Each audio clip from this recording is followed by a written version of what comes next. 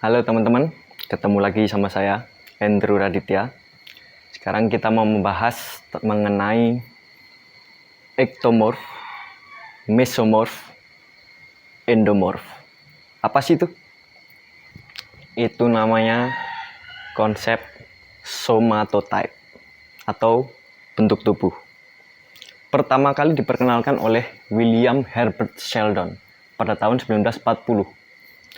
Somatotype atau bentuk tubuh manusia diklasifikasikan menjadi 3 tipe dasar, yaitu 1. Ektomorf, 2. Mesomorf, dan yang ketiga endomorf. Tipe ini digolongkan berdasarkan 3 lapisan embriologis. Ektomorf dari lapisan ektodermik yang membentuk rambut, kuku, kulit, dan sistem syaraf. Mesomorf dari lapisan mesodermik yang membentuk otot, tulang, pembuluh darah, dan lain-lain. Endomorf dari lapisan endodermik seperti saluran pencernaan, usus, perut, dan berbagai organ dalam.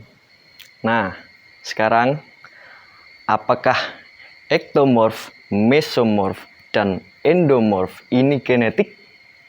Lalu apakah ektomorf dan endomorf dapat memiliki tubuh ideal? Jangan kemana-mana.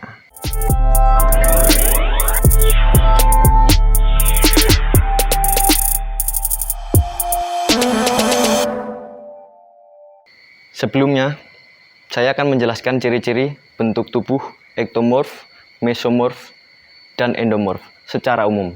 Yang pertama, ektomorf. Ektomorf akan terlihat langsing atau sedikit lemak. Tulang akan terlihat kecil dari rasio ideal. Otot tipis.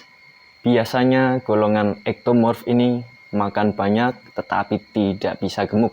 Lalu yang kedua, mesomorf. Mesomorf memiliki tubuh yang bidang. Tulang besar, otot kuat.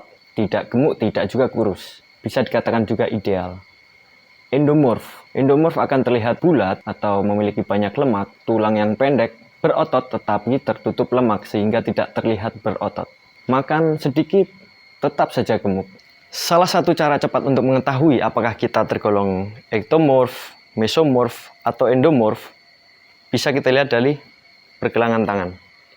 Jika jari tengah dan jempol kita menyentuh, bisa dikatakan kita dominan ke mesomorf.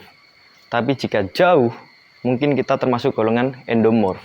Tapi kalau overlap seperti ini, bisa jadi kita tergolong ektomorf. Lalu, apakah ektomorf, mesomorf, dan endomorf itu genetik? Enggak. Iya. Bukan. Memang bentuk badan ditentukan dari keturunan. Tetapi yang dimaksud somatotype ini tidak semua berdasarkan keturunan. Lingkungan juga sangat mempengaruhi. Contohnya, jika awalnya kita langsing, lalu kita memiliki kegiatan atau pekerjaan atau kesibukan yang memerlukan otot, secara bertahap otot akan terbentuk, disertai asupan tentunya.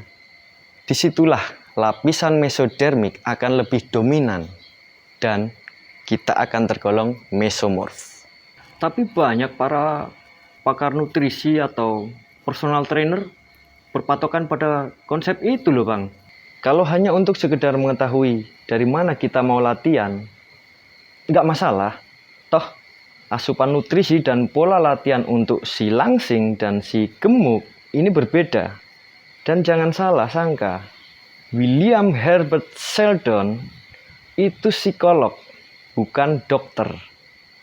Ingat, Sheldon mengobservasi hubungan antara bentuk tubuh dan temperamen. Menurut Sheldon, kepribadian ektomorf adalah gelisah, canggung, artistik, bijaksana, pendiam, dan tertutup. Mereka menikmati stimulasi intelektual dan merasa tidak nyaman dalam bersosialisasi. Endomorf adalah kebalikan dari ektomorf. Sheldon menggambarkan endomorf sebagai makhluk yang santai, nyaman, humoris, sabar, mudah bergaul, dan toleran. Endomorf menikmati kasih sayang dan membenci ketidaksetujuan. Somatotype yang ketiga adalah mesomorf. Mesomorf bersifat petualang, tegas, kompetitif, dan tidak kenal takut. Mereka selalu ingin tahu dan suka mencoba hal-hal baru, tetapi juga bisa menjengkelkan dan agresif. Jika kalian sering mendengar personal trainer atau mungkin pakar nutrisi sering berbicara mengenai ektomorf, mesomorf, endomorf, mungkin yang dimaksud mereka itu bukan sekedar membedakan tubuh orang secara genetik, tapi coba ingat, Om Aderai sering menyinggung mengenai pikiran positif. Itu maksudnya. Dengan pikiran yang positif, entah bagaimana potensi tubuh kita bisa meningkat pesat. Lalu, apakah yang langsing dan yang gemuk bisa memiliki tubuh ideal? Bisa banget. Dengan cara apa? Memperhatikan asupan nutrisi, disiplin dalam latihan, dan yang tidak kalah pentingnya, pikiran positif.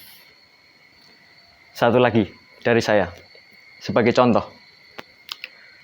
Saat lahir, saya ini gendutnya bukan main, sampai-sampai harus sesar. Mama saya nggak mau ngeluarin anak segede ini, makanya sesar. Apa itu saya tergolong endomorf?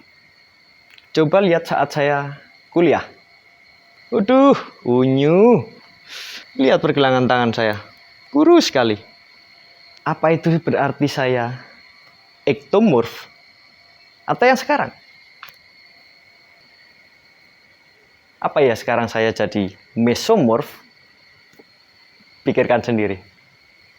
Bang, untuk pola diet dan latihan bagi yang langsing atau yang gemuk, gimana bang? Udah, kamu lanjutin aja sendiri sama olahraga. Tenang aja teman-teman, ntar juga dikasih tahu. Subscribe aja dulu, biar nggak ketinggalan. Sampai ketemu di video selanjutnya, konten selanjutnya. Situlah pokoknya.